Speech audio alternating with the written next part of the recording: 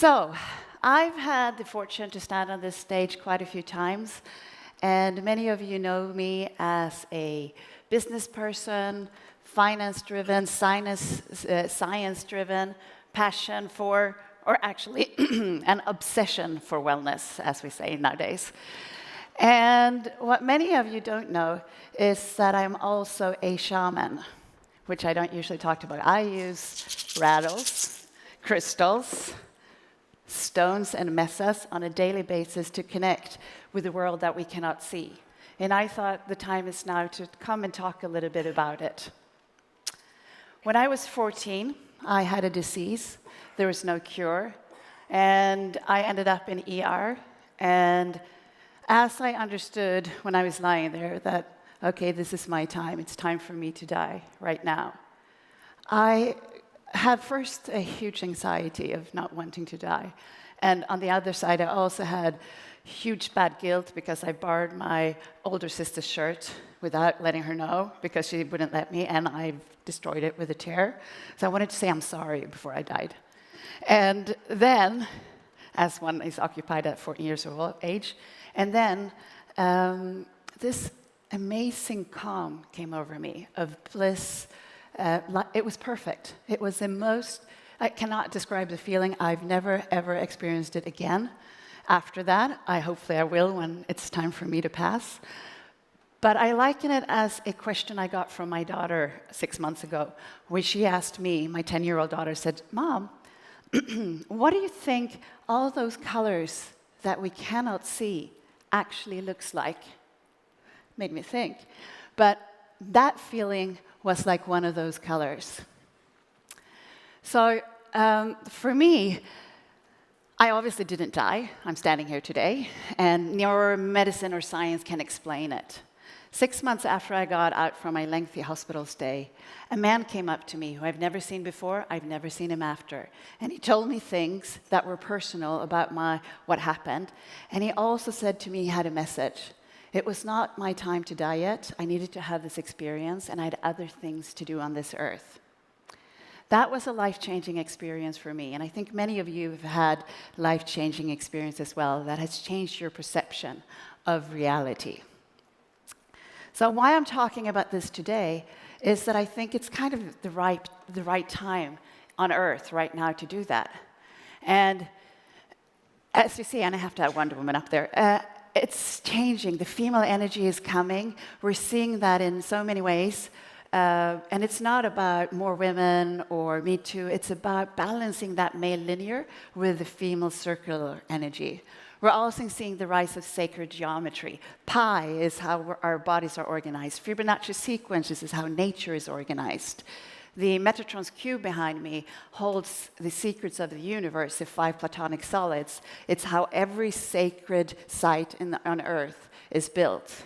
We're also seeing a big interest for psychedelics. People are trying to go deeper than they've ever done, and they want to connect with something bigger than themselves. So we have psilocybin, ayahuasca, San Pedro. How many in this room, and I don't have a camera, has tried any of these psychedelics, I would say? A substantial few, to connect with something bigger. And someone said to me last week, I think there's going to be ayahuasca bars soon with the way it's increasing. And that's kind of time. So the world is a bit upside down right now, and we have leaders and we have changes that we don't know where to go. But it's a good thing, because chaos means that we will have a new order. And I think we all agree that we need a bit of a new order. So let me ask you this. Where does an idea come from? Do we get it when we really think hard, than when we're pressured to have an idea and we try to get up with an idea? Or does it come when we're in the shower, we're taking a run, we're driving a car? Could it be so that an idea actually isn't ours, but when we stop occupying our brain, we download it? Maybe it's why fire was invented in 2 different places on Earth with no physical connection. And what is love? Love is what drives us. Love is what excites us. It's what we live for. Love can heal. Absence of love can make us sick. But science does not look at this. Although this is the #1 single driving force in our lives, we don't look at it scientifically because it can't be defined. And if we talk about science, which I love, It's kind of plus and minus. It's what we can understand, touch, and feel. We have other philosophies like Buddhism, Taoism, Ayurveda, Chinese medicine that also looks at this, but they look at a wider picture, like the meridians of Tai Chi, of Chinese medicine. And it's not that medicine or science is wrong. In my view, and this is my personal, all your scientists can kill me later, is that it looks at the picture, but it looks like a part of the picture, not all of the picture. And why has this portrait been mesmerizing so many people with all the other million beautiful portraits painted around the world? Well, it's obviously Da Vinci's beautiful, but he was one of the most amazing sacred geometrists ever alive. And it just happens that this energy surrounding the painting is done with exact sacred geometry. Her ratios is pi. And that gives us, just like when we walk into the pyramids or a church, means that it mesmerizes in a way, in an energetic way, that we don't always understand. So it is said that science is disconnection and energy is connection. And in this world, and we've talked a lot about it, about disconnection, loneliness, separating us, and also the division between people and ignorance, and all of these things, I think we need a bit of more energy, and that's why I'm talking about this today. But before I go further on this, I just want to kind of give some basics, and bear with me here on quantum physics. And what's interesting here is that you can measure an electron. Quantum physics, if you not know this, you can measure an electron's exact position, or you can measure the wave's momentum. But you cannot measure both at the same time. And how this was found was that they had the double slit experiment, which I'm sure many of you have heard of, where they pushed one electron in a cylinder to the other side, and they put a slit in the middle. The particle went through. When they put two slits, started as a particle, then it changed as a wavelength, and then came back as a particle. In physics and Newtonian law, that does not happen. So that's how quantum physics was born. And in our space-time reality, a quantum object, because it's so small, it's 1,000th of an inch, anything that's smaller than this is not affected by our gravity. So we can't actually see it as a particle, it's only a wavelength. And we know that energy is transmitted by a wavelength. And if we don't see it, it doesn't it changes its field. So if we look at something, the actual particle or wavelength changes its nature, how it behaves. So it knows if we seize it.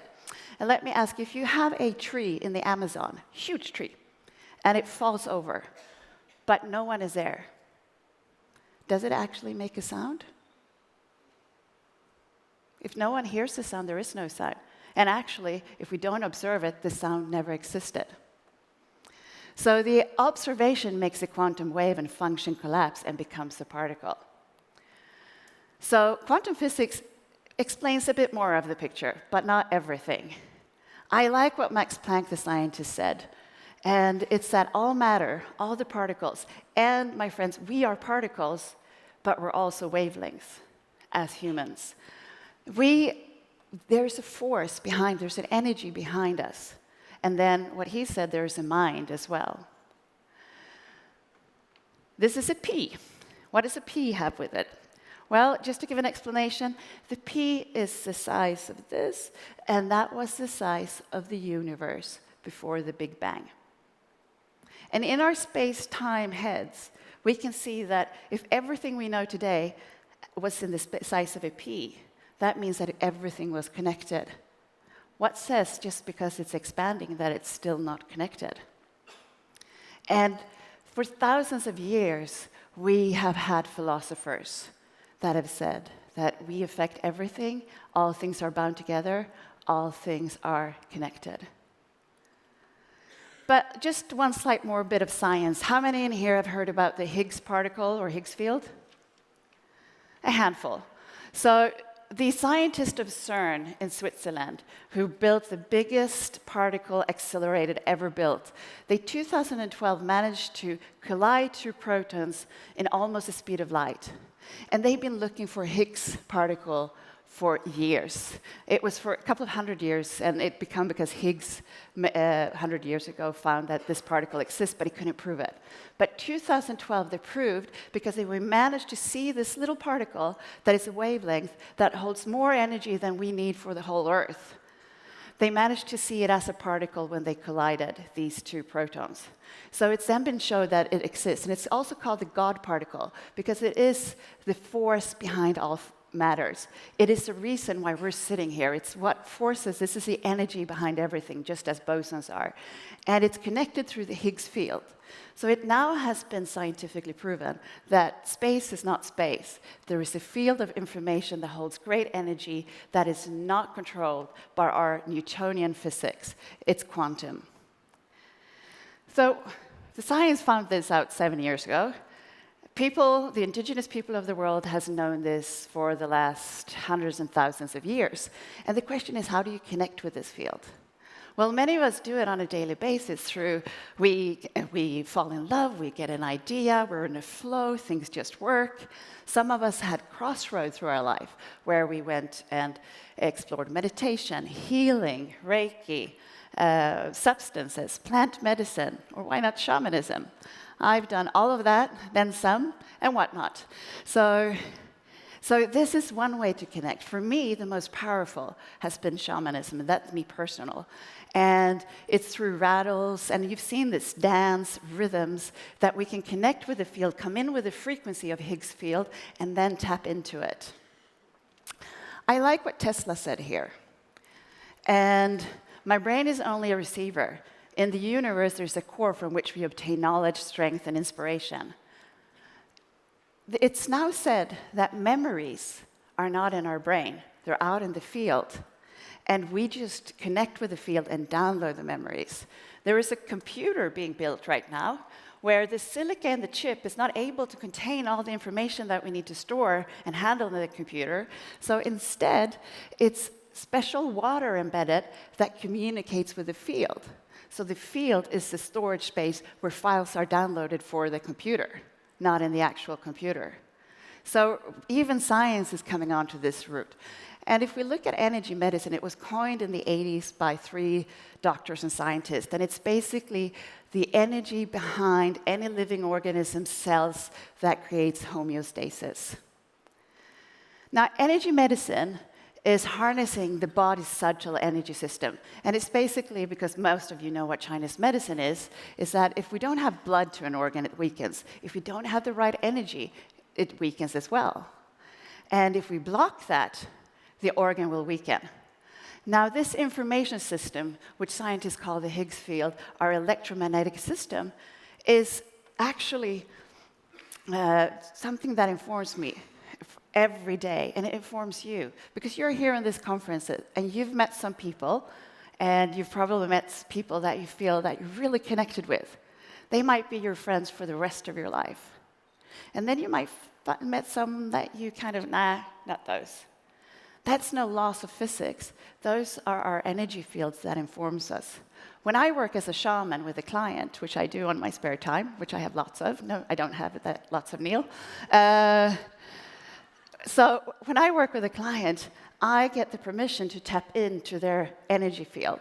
So I can go in and see their memories that has caused whatever ailment that they have, which is informing them. I can then go in and clear that energy. So whatever trauma they had in their childhood that they might not remember, we can clear that, and then they can have a much more optimum life. And I have many people saying, you cannot possibly have known that. I have not told one single person about that secret. But it's out in the field, and it's just about learning how to connect. So let's talk about consciousness for a couple minutes. Now, consciousness is the same. The scientists first thought it was the brain, then it was in the heart, and then now it said we have a collective consciousness. It's the field. So it's not belonging, and it's how our brain, like Tesla said, filters it. And that might sound strange, but if you think about your eyes get about 1 million bits of information per second, I think it is, but our brain can only take in 300,000, 30% of that. So what we see is not what we register in the brain. And even then, we know that there are X-rays and gamma rays and all kinds of things that our eyes cannot see. But we know that they're there. Now think about what my daughter said. What about all those colors that we can't see? I wonder what they look like, and that we can connect to the field. And how we connect with that, how everyone can connect, is through the heart. First of all, the first thing we need to do is to be aware. So the whole mindfulness revolution that's happening is lovely because we need to be aware and be here right now. But then the language of the heart is one of love and compassion. And the heart, if you didn't know, sends more signals to the brain than the brain sends to the heart. It is shown that the heart might be our true brain. And we can be aware, and we can be love, and we can be compassion, and therefore we can increase consciousness in the world. Einstein, again, pretty clever, also said something, is that we need the master, the heart, the intuition to lead us. That's what's going to make a change. That's how we're going to build a greater world in the future.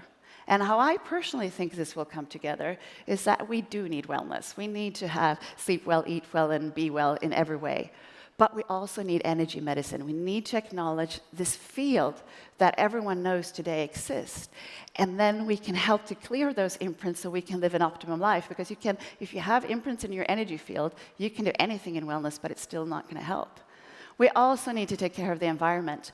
And it's like if we all the time get toxins in, which we do, we can do all the wellness and energy medicine we want, but it's just kind of like hitting yourself with a hammer. You can do anything, but if you continue to hit you, it's going to hurt. And then I think medicine has its place, but it's more trauma. I think medicine is amazing if you break a leg or anything like that. But this is how I see the yin and yang and how the world and health and wellness will be in the future. And I want to end with a little story here. And this is Naga. Some of you might know it. It's in most Buddhist temples and in Asia. It's the energy and the dragon of the sea. We had a location at Six Senses which had constant problems. Nothing worked, and especially when it came with water, with plumbing. We had a new GM that came in with a dog who loved getting something thrown into the water, and he would swim out and get it. Here, they threw, he stood still. He didn't go into the water. He also had a son who started to have nightmares, acting out. And what we later found out that the energies were disturbed, and every guest that came increased the disturbance. So it just kind of escalated. And it escalated to the point where our staff felt that they were hungover, strange things happened. I tracked with what I could and looked into it, and I felt, okay, I can't do anything. This is too big for me. I called my good friend who I studied under, together with the Inca shamans, is Dr. Alberto Violdo. He looked into it and said, no, this is too big. I'm going to Peru with 3 shamans who are experts in this. We'll do ceremonies for a week and see if we can figure out what it is. The only problem was that they figured out it was Naga, it was the ocean, and the energies were disturbed. But the problem was that these 3 shamans from Peru has never seen ocean. They've only been up in the mountains, so they didn't know what to do with it.